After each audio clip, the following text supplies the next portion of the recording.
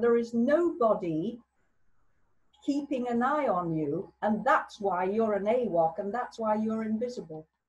AWOCs, otherwise known as anyone aging without children, are facing new challenges every day during this pandemic as they face difficulties without the help of younger family members.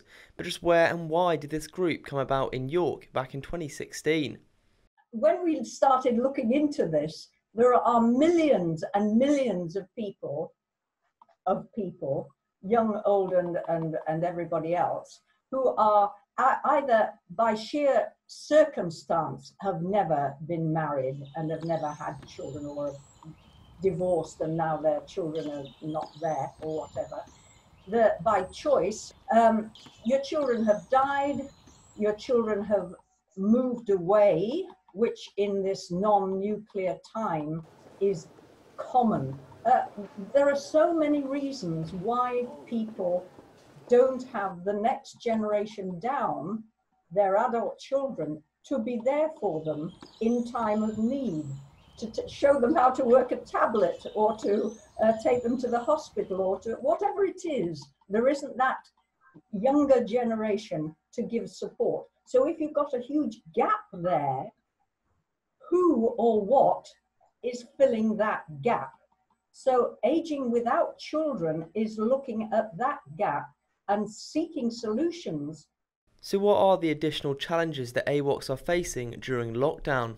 I think people want to make sure that they don't feel forgotten, and often people feel overlooked anyway. And then obviously during COVID, there's been a lot of media coverage about families, and grandparents and grandchildren, and we're very aware that a lot of the media coverage has been around people standing outside care home windows waving at their elderly parent, or people trying to get their parents online, people not being able to visit in hospitals. But there hasn't really been much coverage, if any, about people who either live alone or people who live in couples who don't have any family support.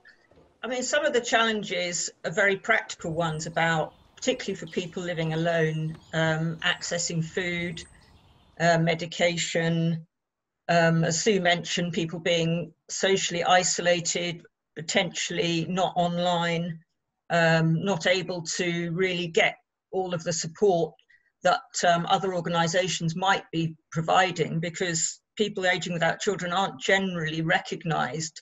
They're very invisible, and that's one of the things that we've always tried to address with the national group and in local groups. And it's a growing demographic of people, so there's going to be a lot more people aging without children. Usually meeting up in person for monthly catch-ups, Sue has been able to adapt their services through lockdown as they enter the virtual world to stay in touch.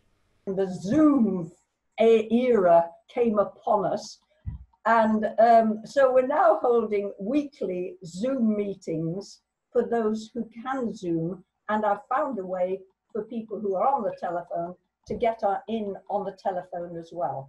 So we're still trying to be inclusive. The AWOCs are a demographic type on the rise, and as they continue to tackle new challenges through this pandemic, it is groups such as this one in York that will continue to be so crucial. Rory Ward, That's TV.